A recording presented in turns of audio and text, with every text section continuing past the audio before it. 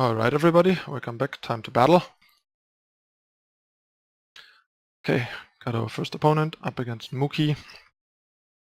Hand is a bit iffy without fire, but I think I like the hand enough on the play to keep it, because Dawnwalker into Titan, good initiation, and the right influence and 3 of the 4 power we need is just convincing enough for me to keep it, because I think it's a bit better than the average redraw.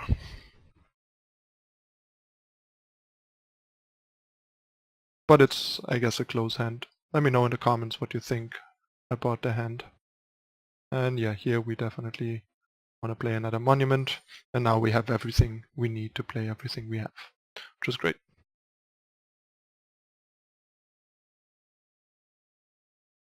Can curve out nicely.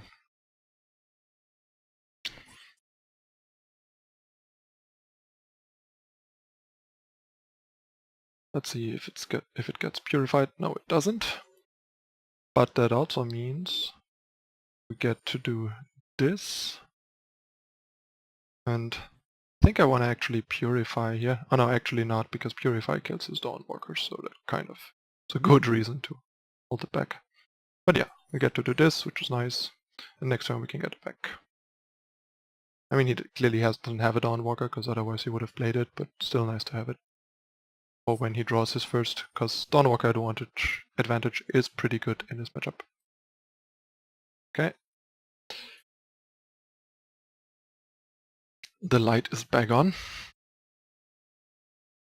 Especially when the Dawnwalker advantage is killer Dawnwalker. Wouldn't mind to draw a fire source here. I mean, we drew a power source, but not a fire source. That's awkward. Okay, so do I really want to double purify here? I think I do, given that he doesn't have a Dawnwalker yet, and I really don't want to trade Titan Pierce Purify here.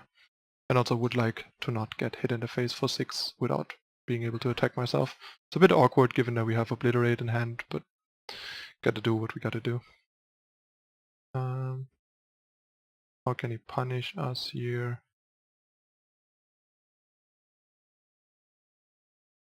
I mean, I guess like Dawnwalker plus killer effect. Guess I'm just not blocking. It's a bit of a weird attack, but there are some fringe things that he can do to punish me here that I don't feel like being exposed to.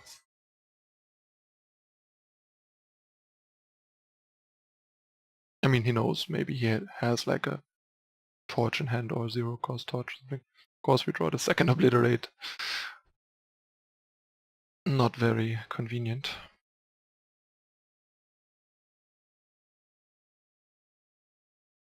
That's a problem.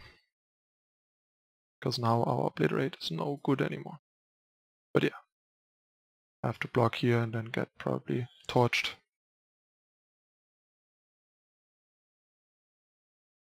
Or purified. Purified. There we go. That's a little late. A little too late. Alright.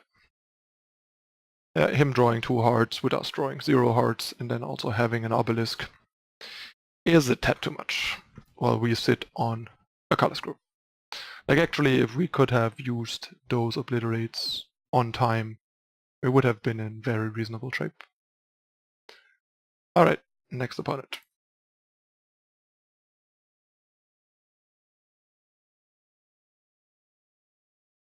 That's a pretty good hand.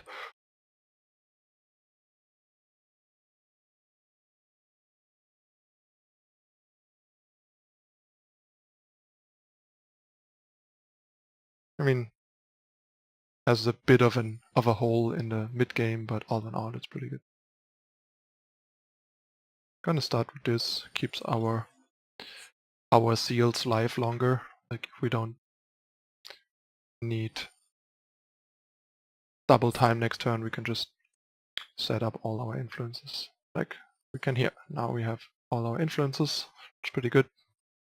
Means we can, thanks to the seed, turn 5 Heart of the Vault with the initiate, which is gonna likely be pretty relevant here if our initiate lives that long anyways. Okay. That was definitely a very helpful draw here. And I think we're gonna trade the friendly Wisp with the ticking grenade in here. Just to stay alive. Drawing the 2 cards from the Wisp is not as important as preserving our life total. Heart of the Vault should do enough in the card advantage department to keep us in it. Okay, so here we get to just obliterate the bigger outlaw, and then if our initiate still survives, we can stabilize next turn with the heart.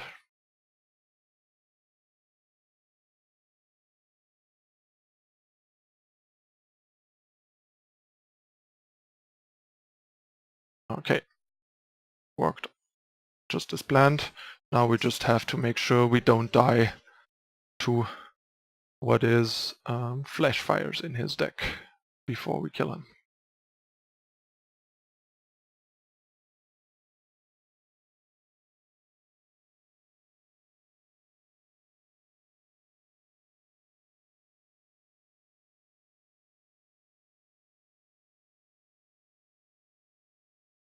Yeah, our opponent might be considering whether or not he wants to flash fire our Heart of the Vault.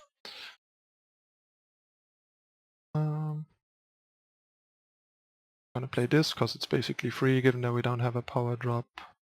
Then we Scribe, see what we get. That's a pretty good draw. But yeah, now I just want to get on the offensive. I think I'd rather drop Titan here. Yeah, I'd rather drop Titan. Protect us better from this guy without dealing too much damage to us and then dying to a flash fires. Bringing back Dawnwalker and Dawnwalker value is just not what matters most here. Our life total does.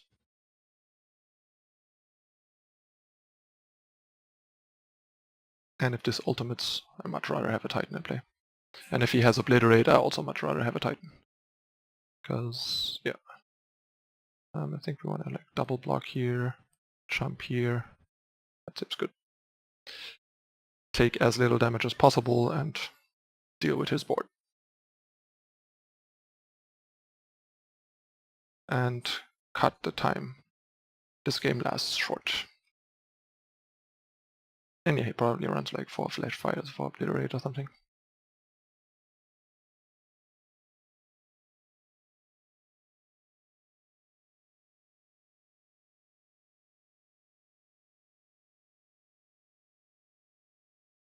And I think we can like, trade here. Might make the game last 1 turn longer, but yeah, I basically was about to say I don't think we can kill him this turn anyway. Because he will have a jump block, and then us jump blocking doesn't really solve a lot. But yeah, now we basically won. He can't kill us with the top deck. There's nothing he can draw that kills us.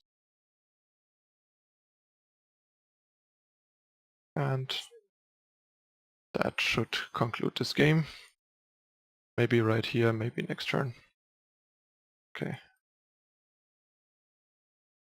Let's get him to 1. Drop Dawnwalker. He has still no top deck that kills us, and aggressively preserving our life total did the job. Okay. 1 more for the first half of the game. And then we move on to the second part with 3 more games. Let's go.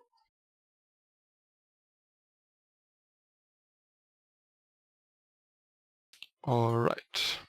This is a bit of an awkward hand. Like, we have some early defense and like out of the vaults, but hand is super slow and we have nothing in between, also nothing that like gives us board presence.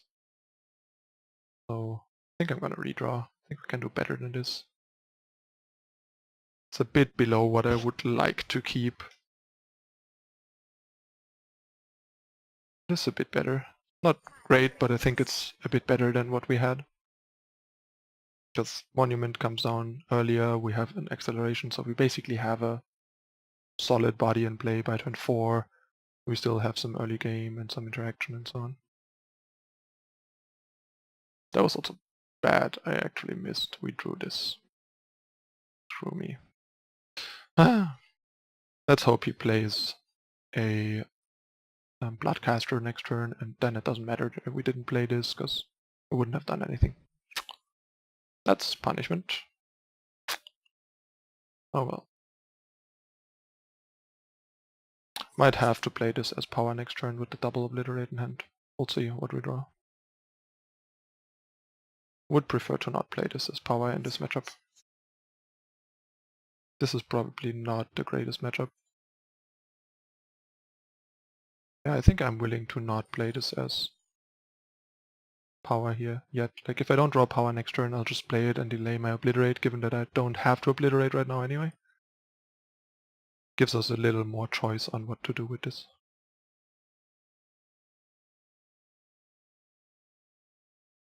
Like, if we draw a 6-drop now, I play it as power for sure, for example. And I guess now that we can't get back a Dawnwalker, I'm also more inclined to play this.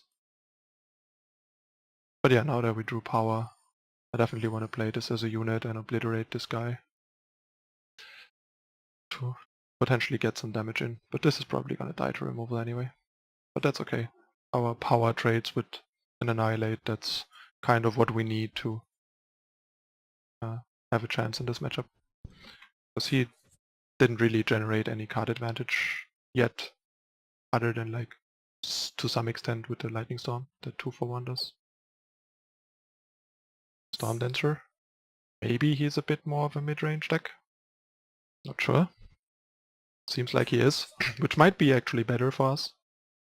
Because then he's worse at grinding and we are actually a better mid-range deck in terms of grinding than Fel mid-range is in most perceivable versions. Especially if we get to like 1-for-1 his champions before they are active. Might have been a bit ambitious to play it before when he is at 4-4 influence. But I approve, especially given that we have this reactive draw. It's a bit awkward. This is not good for us. Definitely not good. Seems like he's just found control with Monument, which is more than questionable. Or rather just straight up bad. Like either way, he's mid-range with Omen, which is bad, or control with Monument. Both seems not what you want to be doing. Okay, I'm not gonna watch here, or am I?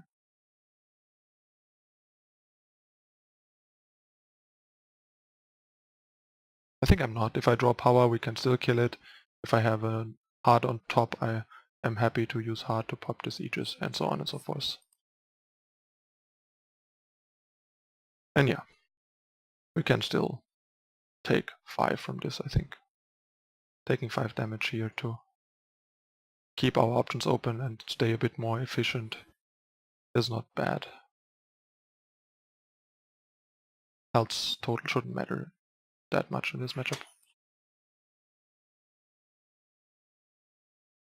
Yeah, now I'm not gonna torch end of turn, because I still wanna avoid having to do this. Okay, let's attack first, see what he does.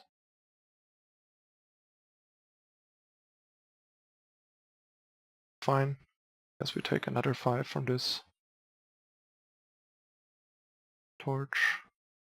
And we just play this. This.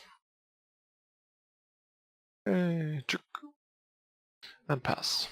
But yeah, it's not looking great. He just outcarded us too much. We really need to hit some Heart of the Vaults, warping them to get back here. And even that might be, at this point, a bit too slow.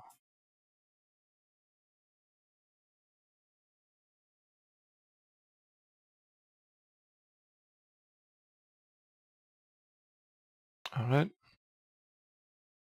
There we go.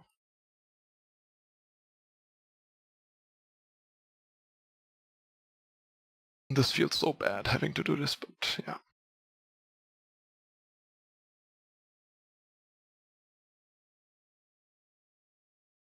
Ouch. This is bad news for us.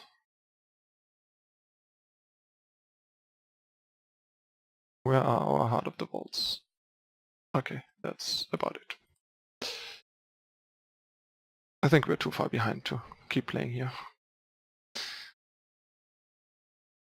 Alright, that was an unfortunate start to the series, but I mean, getting outdrawn in the mirror just happens, and Feln is one of the worst matchups of this deck for sure, but is also not a very good or particularly popular deck at the same time, so not a big deal. Alright, stay tuned for 3 more games coming up next.